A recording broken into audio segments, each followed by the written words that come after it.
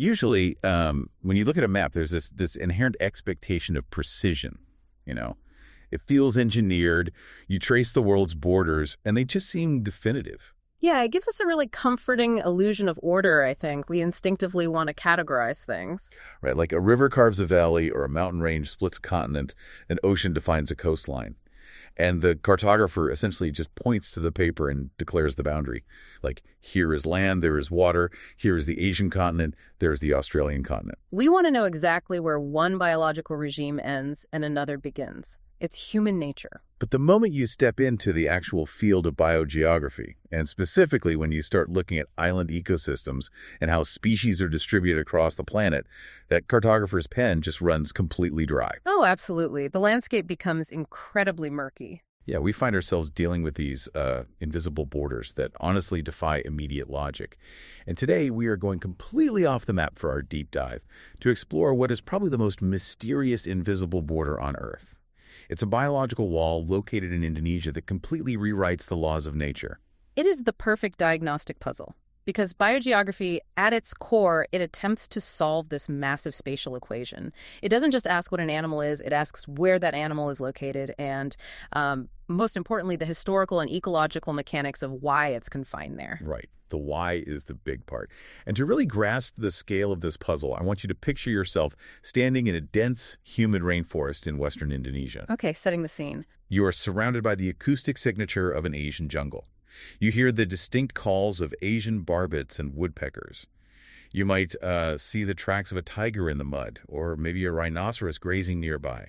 Primates are moving through the canopy above you. It is a textbook Oriental ecological community. Very typical for that western region, yeah. Right. Now imagine getting on a small boat. You navigate across this incredibly narrow stretch of water, roughly 22 miles wide. You land on a neighboring island. The ambient temperature is identical. The annual rainfall is exactly the same. The soil composition feels totally familiar.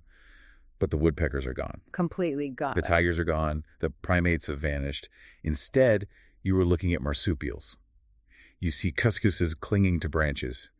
Huge, raucous cockatoos are flying overhead. The environmental variables have not shifted at all, yet the biological cast of characters has experienced this complete, abrupt turnover. It's wild. It is.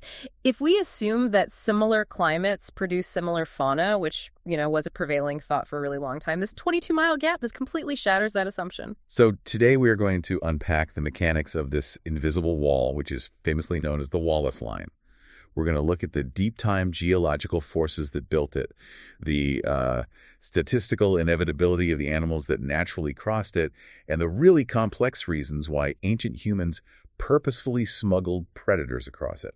Yes, the smuggling aspect is fascinating. And we're also digging deep into some incredible modern methodology. Specifically, how ecologists are using these massive networks of camera traps and hierarchical mathematical models to figure out if these ancient alien invaders are currently destroying remote island ecosystems.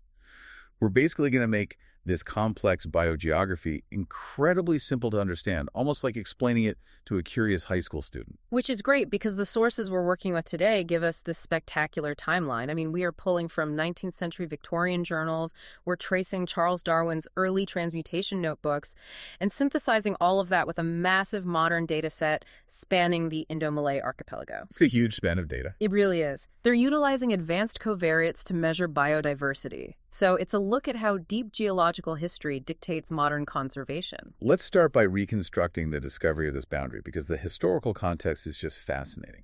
We have to travel back to 1856.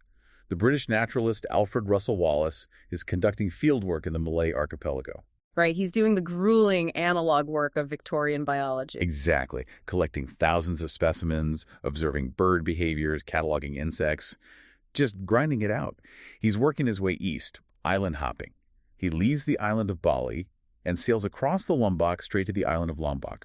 This is that 22-mile gap we just mentioned. And on a clear day, you can literally stand on the beach in Bali and easily see the topography of Lombok. For a maritime traveler, even back in 1856, it is a completely trivial distance. I mean, it's a morning sail. Yet Wallace crosses this trivial distance and realizes he has stepped into an alien world. The Asian fauna he had been cataloging for months just abruptly stops. The Australian fauna begins. He later documented just how profoundly disproportionate this biological shift was compared to the negligible geographic distance between the islands. It made no sense to him at first. Well, and I have to push back on this a bit because it feels completely counterintuitive. I understand why a terrestrial heavy mammal like a rhinoceros or a tiger stops at the water's edge. A tiger isn't swimming 22 miles across an ocean current. No, definitely not. But Wallace was primarily an ornithologist in this region, writing. He was cataloging birds. And birds are entirely unbound by water. If I look at my own local ecosystem, birds cross massive lakes and bays every single day. They do, yeah. So why on earth would a 22-mile stretch of water stop a bird? Was Wallace perhaps suffering from observer bias, selectively noting the weird birds and ignoring the common ones just to make his journals more compelling? You know, it is the most logical point of skepticism. You would naturally assume avian species would simply fly over the strait. However, rigorous modern phylogenetic analyses actually prove Wallace's initial field observations were stunningly accurate. Wait, really? Yeah. Researchers have actually digitized and reanalyzed the specific bird collections Wallace made during his years in the archipelago. We are talking about a data set of 2,517 individual bird specimens. That is a staggering amount of field collection for one person. It highlights his meticulous nature, honestly. So modern scientists took those 2,517 specimens and classified their evolutionary families into 3 distinct groups: Asian origin, Australian origin, or cosmopolitan, meaning species that are distributed globally. Okay, that makes sense. And then they mapped the proportion of Asian to Australian species for every single island he visited. The data doesn't just support Wallace, it emphatically confirms his invisible line. When you move west to east, crossing from Bali to Lombok, or crossing from Borneo to Sulawesi, there is a sheer statistical cliff. So the Asian birds literally just stop at the water. They do. The researchers highlighted that islands on the western side of the line, like Borneo, Sumatra, and Java, host bird populations that are overwhelmingly Asian. Over 70% of the species Wallace collected in those areas belong to oriental families, like the barbets and trogons. But the moment you cross that narrow strait, the Asian representation plummets, and you see a massive influx of Australian families like honeyeaters. The water is a hard boundary, even for species capable of flight. But if the birds can physically fly across, but they choose not to, or maybe they fail to establish populations when they do cross, there has to be an underlying mechanism, right? Something deeper than just the water itself. The mechanism is deeply rooted in geology. And Charles Darwin was actually wrestling with a very similar spatial mystery even before Wallace finalized his line. Really? Darwin was looking at this too. Oh, yeah. If you look at Darwin's 1837 transmutation notebooks, which were written long before he published On the Origin of Species, he was highly focused on the isolation of large mammals. He specifically noted the distinct endemic forms of rhinoceros located in India, Sumatra, and Java. Because Sumatra and Java are islands, so the rhinos are geographically trapped there. Exactly. Darwin deduced that the isolation of those rhinos wasn't an accident of migration, but a consequence of the land itself shifting. He hypothesized that the islands were rising and sinking over immense geological timescales. That's incredibly forward-thinking for 1837. Right. He wrote that if Sumatra and Java were reunited by the elevation of the ocean floor, the species would remain distinct due to their long isolation. He was explicitly linking the surface distribution of mammals to the unseen, deep-time topography of the Earth's crust. He was telling us to look down at the ocean floor. And when we look at the bathymetry, the underwater topography of the Wallace Line, the invisible border suddenly becomes incredibly visible. The bathymetric map reveals everything. The region is dominated by 2 massive continental shelves. On the western side, encompassing Borneo, Java, Sumatra, and Bali, you have the Sunda Shelf. This is a vast, shallow underwater plateau that connects those islands directly to the Asian mainland. And during the Pleistocene epoch, when we had massive glaciation, global sea levels were drastically lower, right? Because the water was locked up in the ice caps. Spot on. Sea levels dropped by roughly 120 meters. When that happened, the shallow water covering the Sunda Shelf retreated. Bali, Java, Sumatra, and Borneo ceased to be islands. They became a continuous forested peninsula extending off the coast of Southeast Asia. So mammals didn't have to swing anywhere. Tigers, rhinos, and Asian woodland birds simply walked or flew across continuous dry land, expanding their habitat range all the way down to Bali. But they hit a wall at Bali. They couldn't walk to Lombok. Because between Bali and Lombok, the shallow Sunda shelf ends abruptly. It falls off a cliff, essentially. The ocean floor drops into the Lombok Trench, which is over 1,000 meters deep.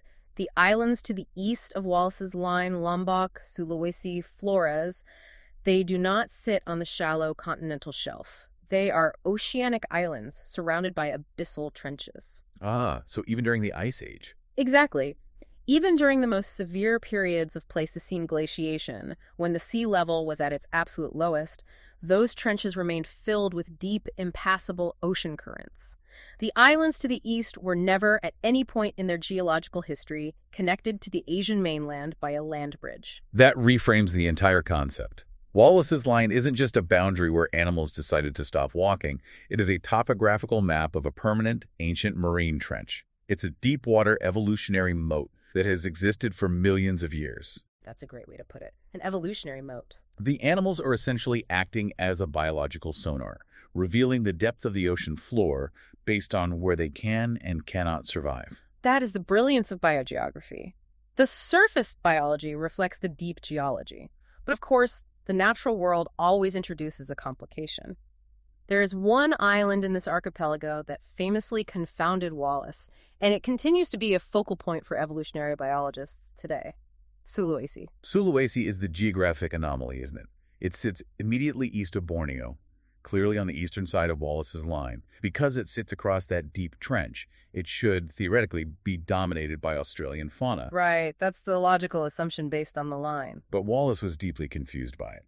He initially classified it with the Australian zoological region, but the animals there were so strange that he later revised his opinion and grouped it with the Asian region. And his hesitation was entirely justified because Sulawesi hosts an ecological community that doesn't fit neatly into either box. The species profile there is bizarre. You have the babirusa, which is a wild pig, but it has these massive, distinctive upper tusks that actually pierce through the flesh of its snout and curve backward toward its own eyes. It looks almost prehistoric. It really does. You have the anoa, which functions ecologically like a deer, but is actually a miniature forest-dwelling water buffalo. And you have various species of macaques monkeys. So we just established that Wallace's Line is a permanent, impassable deep-water moat. There was never a land bridge. If that is true, how did these heavy, terrestrial, distinctly Asian mammals get onto Sulawesi? To solve the Sulawesi paradox, we have to push beyond simple fluctuating sea levels and look at the actual tectonic plates. Sulawesi is not a conventional island that simply rose from a volcanic hotspot. Geologists describe it as a tectonic amalgam. It's a geological mosaic, like a bunch of different pieces smashed together. Precisely. Over tens of millions of years, multiple tectonic microplates, some breaking off from the Asian margin, some drifting north from the Australian margin, and others colliding from the Pacific, literally crashed into one another. The bizarre, spidery, four-peninsula shape of Sulawesi is the physical scar of these ancient slow-motion collisions. Wow. It is a composite island, which means its geological history provided incredibly rare, narrow windows of opportunity for isolated flora and fauna to mix in ways they couldn't anywhere else. That sets up our next major structural question perfectly. Even with tectonic plates slowly drifting and crashing, you still have the reality of the permanent water barrier for millions of years.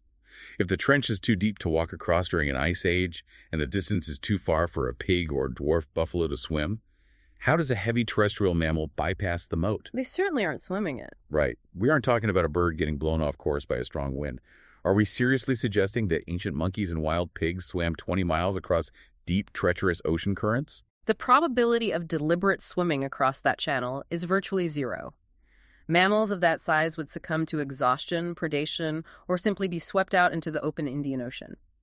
The mechanism for crossing is completely involuntary. Involuntary. It relies on a concept that requires us to think in terms of deep geological time.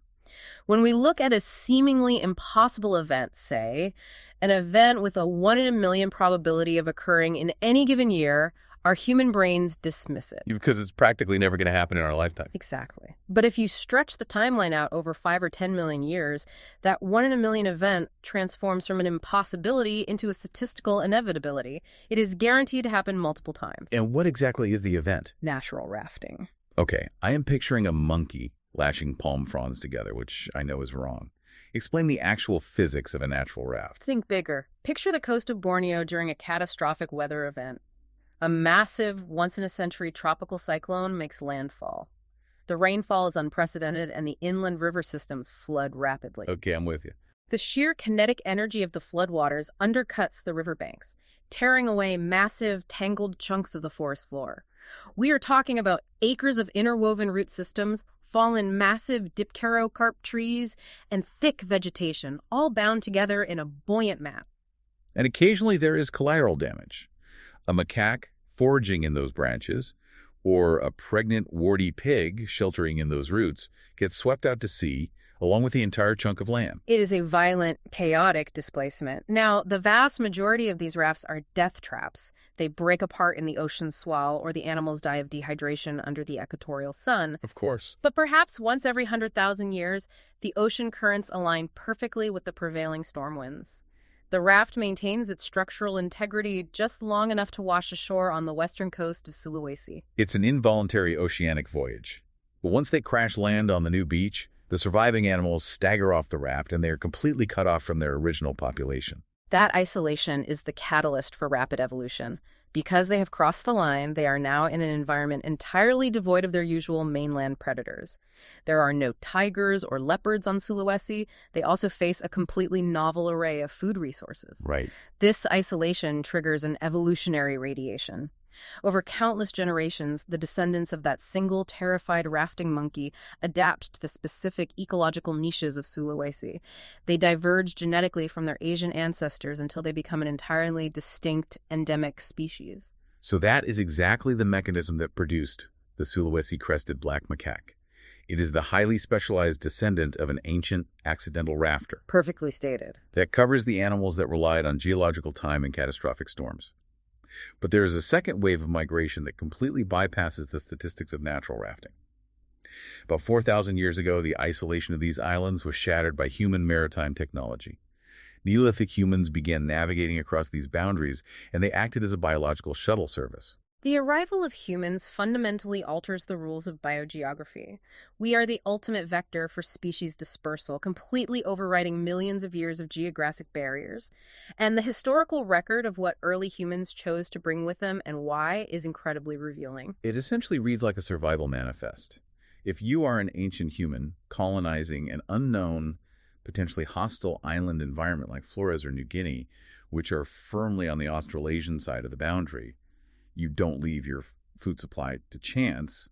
You aren't going to rely on hunting unfamiliar, elusive marsupials. You bring your own pantry. You bring the species you already know how to manage, track, and consume.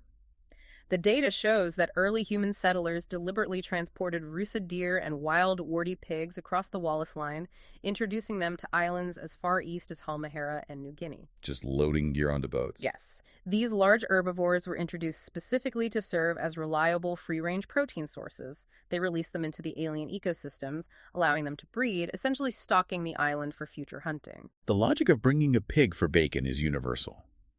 But the sources detail the transport of another mammal that completely baffled me at first, the Malay civet. Ah, the civet. A civet is a mesopredator. It occupies a similar ecological niche to a raccoon or a small fox. It is a sleek, nocturnal, carnivorous mammal. Why would early Neolithic humans prioritize putting a sharp-toothed carnivore into a small canoe for a dangerous ocean voyage? They aren't eating it, and it certainly isn't a docile pet. The motivation for transporting the civet reveals a level of economic sophistication that we rarely attribute to ancient maritime cultures. They weren't transporting it for calories, they were transporting it for the extraction of a luxury commodity, perfume. Wait, they were smuggling animals for the cosmetic industry? Absolutely. The Malay civet possesses highly specialized perineal scent glands. These glands secrete a thick, intensely pungent musk that the animal uses for territorial marking.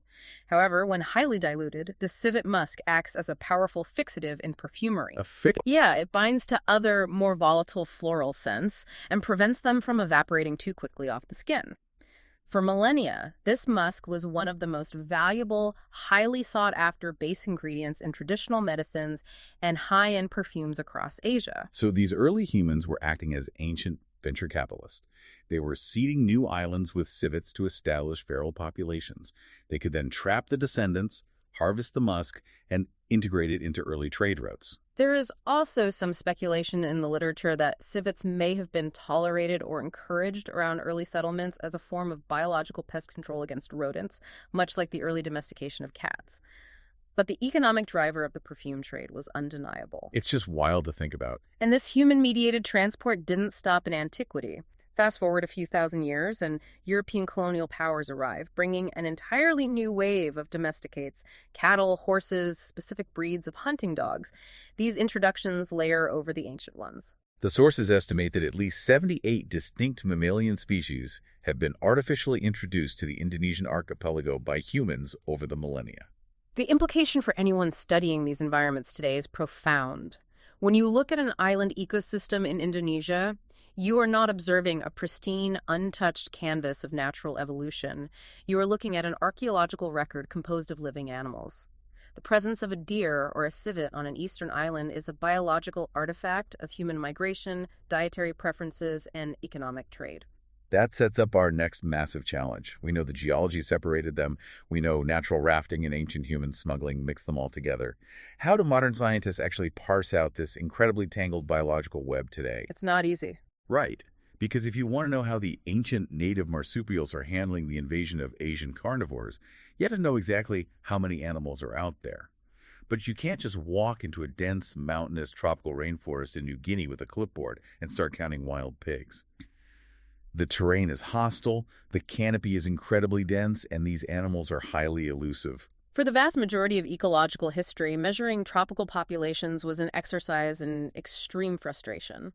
Biologists were forced to rely on indirect, highly subjective signs measuring tracks in the mud, analyzing scat, or conducting interviews with local hunters.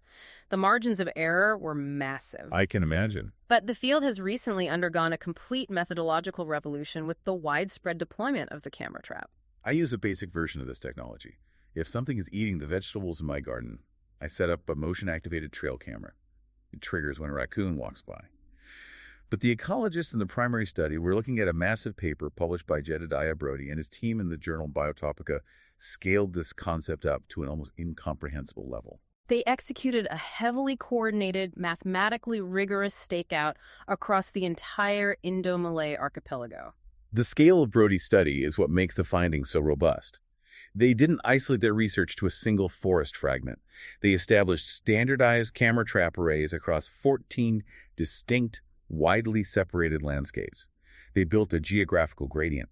In the Western Asian zone, they surveyed 8 massive areas across Borneo, including pristine primary forests like the Dainam Valley and the Malayalam Basin. That establishes the baseline. That tells us how these Asian animals behave and populate in their native deep history habitat. Exactly.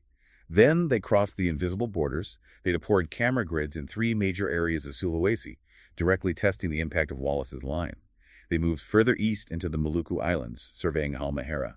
And finally, they pushed to the extreme eastern edge of the gradient, setting up massive arrays in 2 distinct regions of Indonesian New Guinea, deep within the Australasian fauna zone. It's a huge operational undertaking. But when we talk about these arrays, we need to clarify what the cameras are actually measuring.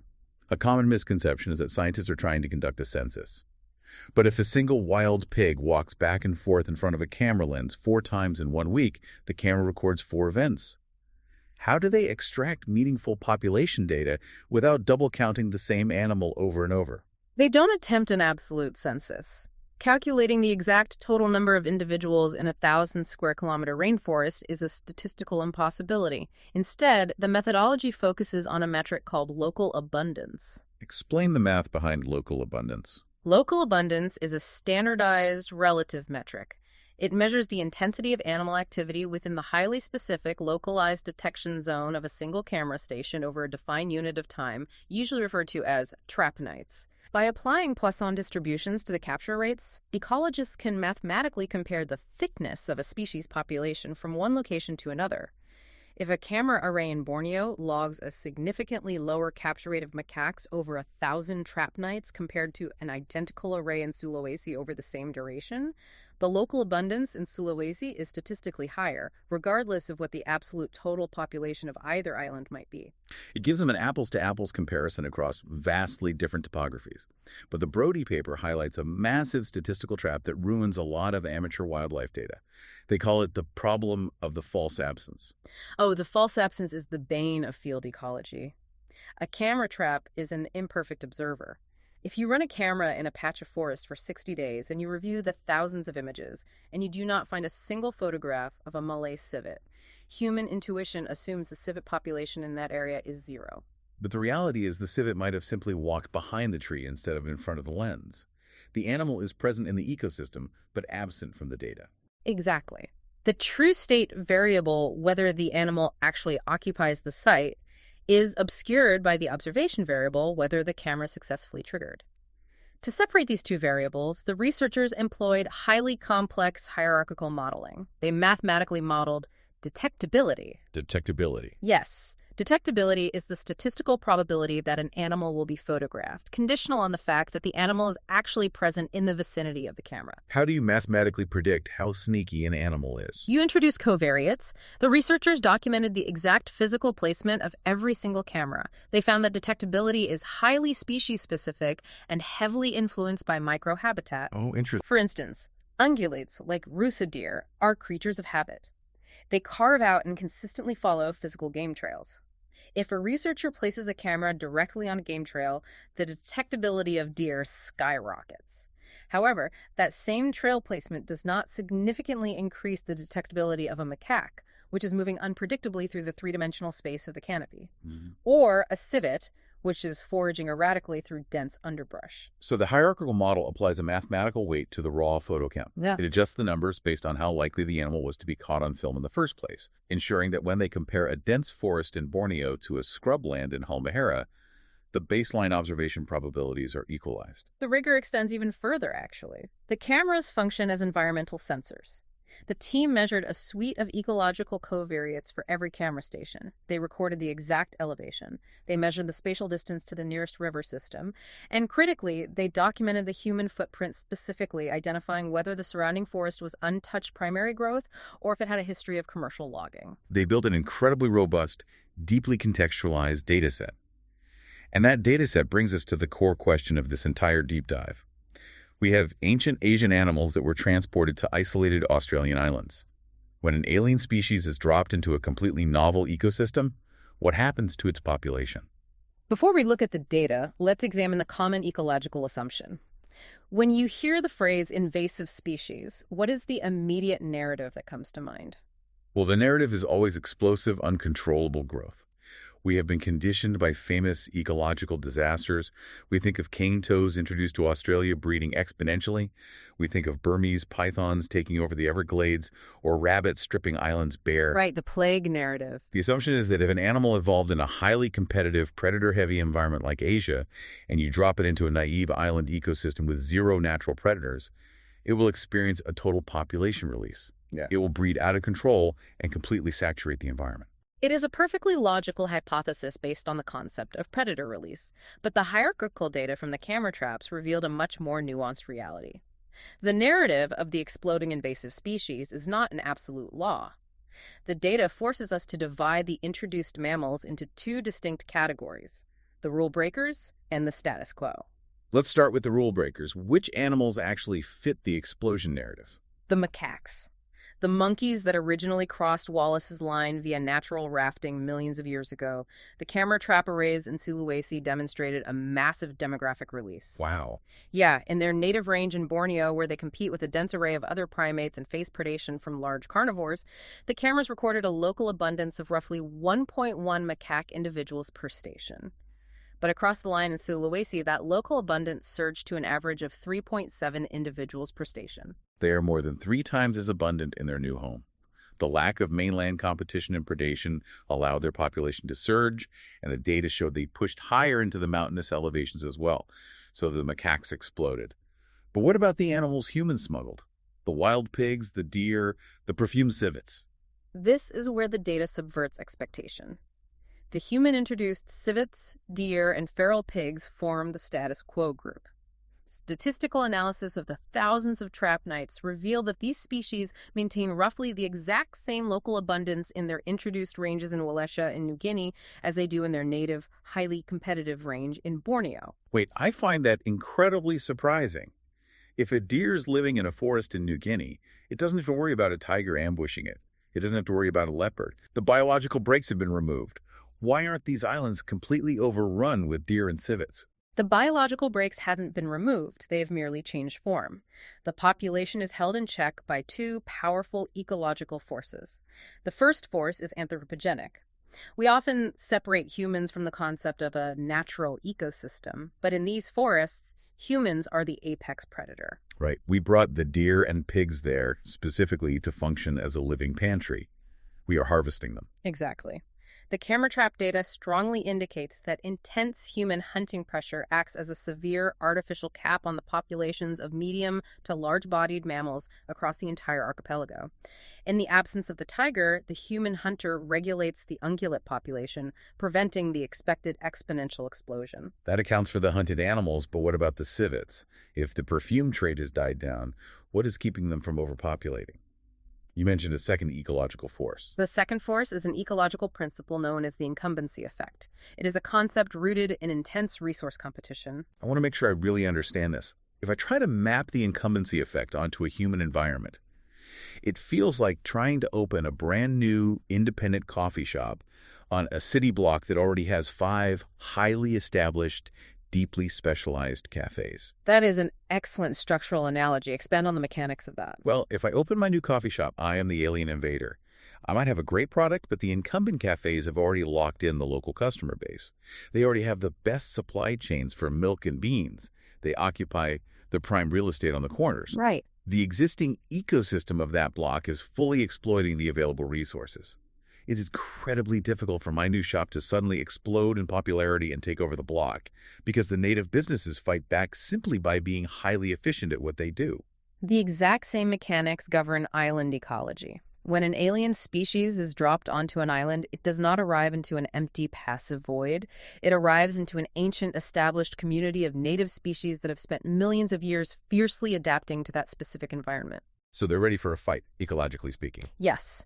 They have already optimized the foraging routes. They have already monopolized the nesting sites. The native ecosystem defends itself through brutal, efficient competition for limited calories and space. The newcomers face a massive uphill battle to secure enough resources to trigger a population explosion. The incumbents hold the territory. Yes, and this data reinforces a broader, emerging rule of biogeography. Alien species often adhere to the same community assembly rules in their new environments as they do in their native ones. If a Malay civet population naturally stabilizes at a certain density in a Bornean dipterocarp forest because a single civet requires a specific square mileage of foraging territory to find enough fruit and insects, it will likely stabilize at roughly the same density in a Halmahera forest, assuming the resource availability is somewhat comparable. That makes total sense. The fundamental laws of thermodynamics and caloric requirements don't evaporate just because the animal crossed an ocean trench. But if the numbers show that these invasive populations aren't mathematically exploding, it's tempting to conclude that human introductions aren't actually a problem. Like, if the deer and civets are just integrating at normal densities, is the ecosystem safe? That conclusion would be a dangerous misinterpretation of the data. Even if an invasive species doesn't reach plague proportions, its mere presence can violently unravel the intricate, highly specialized relationships within an isolated ecosystem. The threat isn't necessarily about overwhelming volume. It is about introducing a novel ecological mechanism that the native species have no defense against. Because island ecosystems are inherently fragile. They are defined by their evolutionary naivete. Species that evolved on remote oceanic islands, far from the brutal competition of continental landmasses, developed in a protective bubble. They spent millions of years without ever encountering advanced mainland predators. Consequently, they never evolved the behavioral instincts or the physical adaptations required to survive them. It is an evolutionary blind spot, and the camera trap data highlighted a terrifying, active example of this vulnerability regarding the macaques we discussed earlier. Right. While the ancient rafting macaques stabilized in Sulawesi, human introductions have continued. Recently, populations of crab-eating macaques have been introduced and have successfully established themselves in the forests outside the city of Jayapura, deep in Indonesian New Guinea. New Guinea is the heart of the Australasian biological zone. It is a land of tree kangaroos and birds of paradise. There are no native primates anywhere near New Guinea. And that is precisely why conservationists are sounding the alarm. The native avian communities of New Guinea have zero evolutionary history with primates. For countless generations, these birds have constructed their nests, incubated their eggs, and reared their young in an environment completely devoid of monkeys. A macaque is an omnivorous nightmare for a bird. They possess high intelligence, stereoscopic vision, and grasping hands. They are highly mobile, three-dimensional foragers. They are incredibly efficient nest predators. A native bird in Borneo, which co-evolved with macaques, instinctively understands the threat. Bornean birds might build highly concealed nests or construct them at the very tips of thin, fragile branches that cannot support the weight of an approaching monkey. They have developed architectural defenses. But the New Guinea birds? The birds of New Guinea lack these instincts entirely. They build open, accessible nests.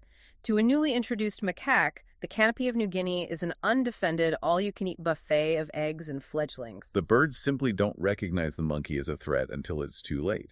The alien species doesn't need to be numerically dominant, it just needs an asymmetrical advantage to devastate the local population. The global data corroborates this grim reality.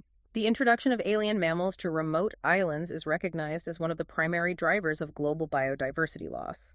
Introduced predators have been directly implicated in the extinctions of countless endemic species of rodents, reptiles, bats, and native birds worldwide. You introduce a novel mechanism, and the fragile biological architecture collapses. And the camera traps revealed that it isn't just direct predation causing the collapse. The introduced animals actually alter how the physical landscape is utilized, creating ripple effects across the entire food web. The researchers documented this by tracking how these alien mammals interacted with river systems. The spatial behavior shifts dramatically when an animal crosses the line. In their native Bornean range, the camera data showed that Malay civets exhibited no significant preference regarding their proximity to water. Their local abundance was evenly distributed throughout the forest. However, in their introduced range on the island of Halmahera, their behavior changed entirely. What happened? The cameras recorded a sharp spike in civet abundance tightly clustered around the riverbanks. Why would a terrestrial carnivore suddenly tether itself to the water? The exact ecological trigger requires further study. It could be a dietary shift. Perhaps the civets are exploiting a highly abundant, naive, riverine prey species like local amphibians or crustaceans that they don't typically consume in Borneo. Okay, that's possible. Alternatively, it could be a spatial avoidance tactic, clustering near the rivers to avoid a novel, highly aggressive native competitor deeper in the forest interior.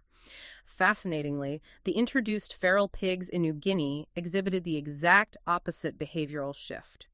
In Borneo, pigs are relatively indifferent to river proximity, but in New Guinea, their local abundance plummeted near rivers. They actively avoided the riparian zones. So the civets swarm the rivers and the pigs abandon them. What is the ecological consequence of this behavioral shift? The consequence is the unnatural concentration of pressure on highly specific, vulnerable microhabitats. When the entire introduced civet population decides to intensively forage along the riverbanks of Halmahera, they are heavily depleting the local biomass, the specific insects, frogs, and fruits that the native specialized riparian species rely on for survival. They aren't just eating different things, they're fundamentally altering the flow of calories through the ecosystem, outcompeting native species in zones they historically never occupied. We have painted a fairly bleak picture. The ancient geology separated these incredible animals. We bridged the oceans with our boats, unleashing highly adaptable predators onto islands full of naive, defenseless species. If these alien mammals pose such a targeted, complex threat, what are the concrete, actionable steps we can take to mitigate this damage? How do we preserve the authenticity of these island ecosystems? To find the solution, we have to look at the final, most impactful covariate that the camera trap study measured. It addresses the ultimate variable in modern ecology, the human modification of the habitat itself. Specifically, the data measured the impact of commercial logging. Because we aren't just moving the animals, we are dismantling their home.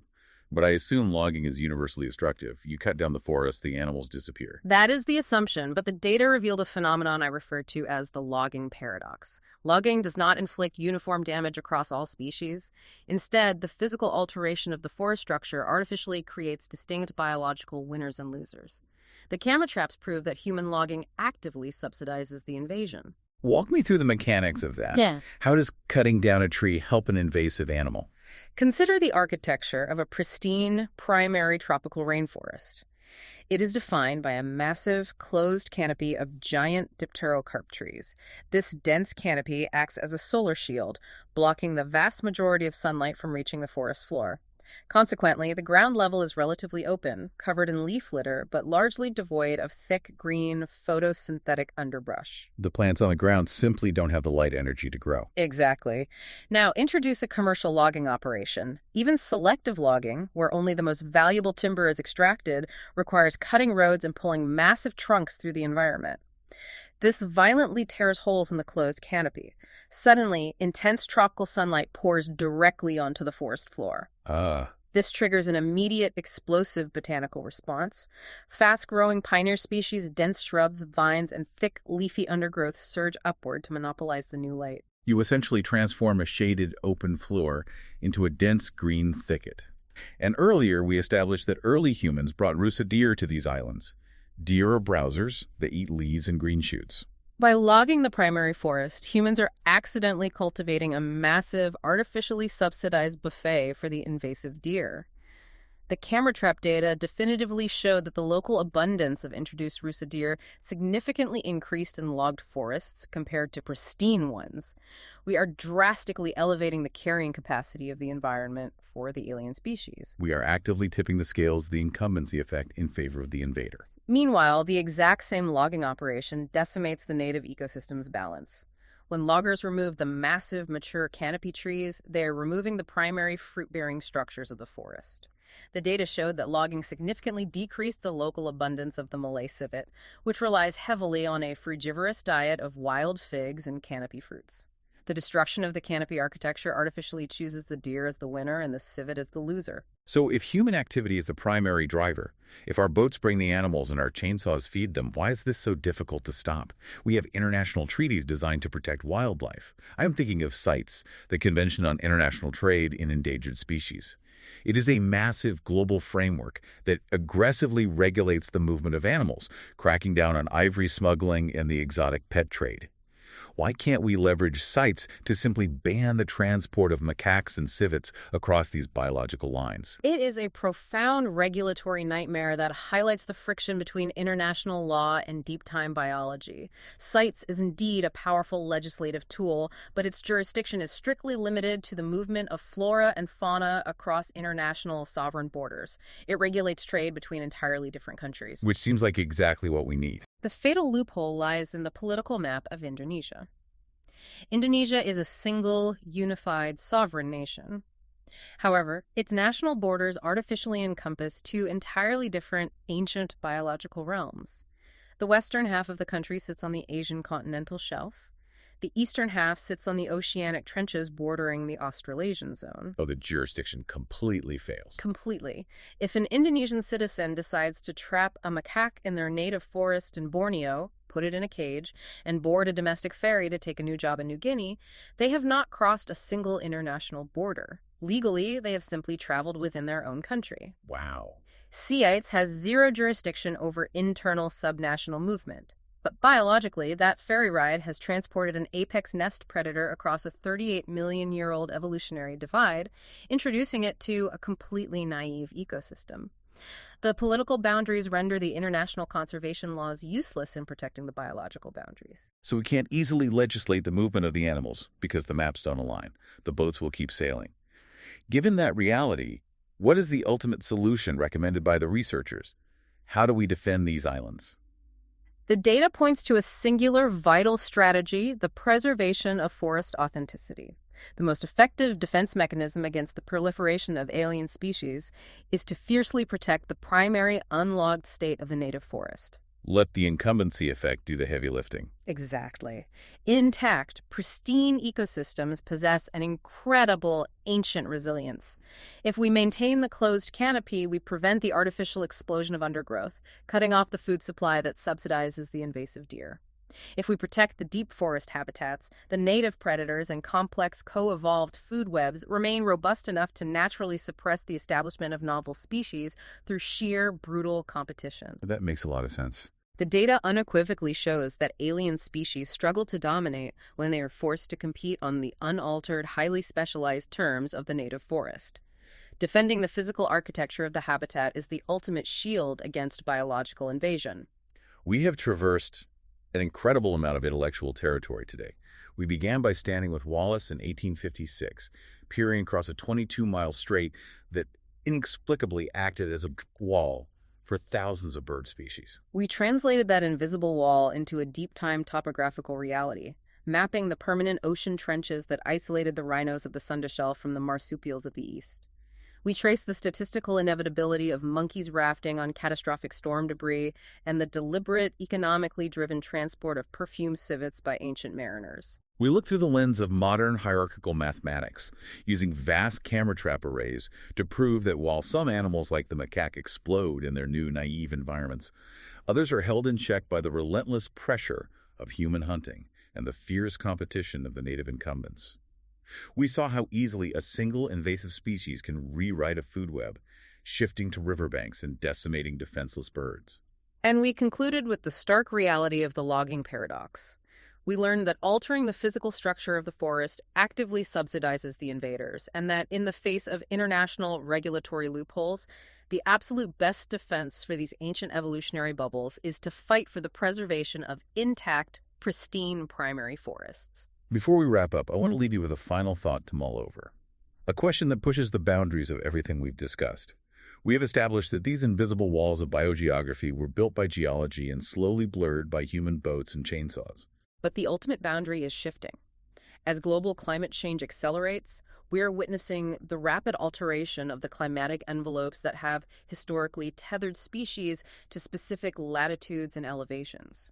If the ancient deepwater Wallace Line has already been compromised, what happens over the next century when extreme temperature shifts and altered rainfall patterns actively force animals to migrate en masse out of their historical ranges, seeking survivable climates in completely uncharted territories? Are we moving toward a future where every remaining forest on Earth becomes a homogenized, scrambled mix of climate refugees? It's a terrifying thought. And if that ecological blender is inevitable, what hyper-specialized native wonders like the babirusa or the incredibly naive ground-nesting birds of New Guinea will be entirely erased in the mix? It is the ultimate spatial puzzle of the Anthropocene. The map is being redrawn in real time, not by cartographers, but by the desperate movement of the natural world trying to outrun a changing climate. Thank you for taking this deep dive with us into the mechanics of the natural world. I highly encourage you, the next time you're looking at a map, or even just walking through your local woods, observing the animals around you, to look past the surface.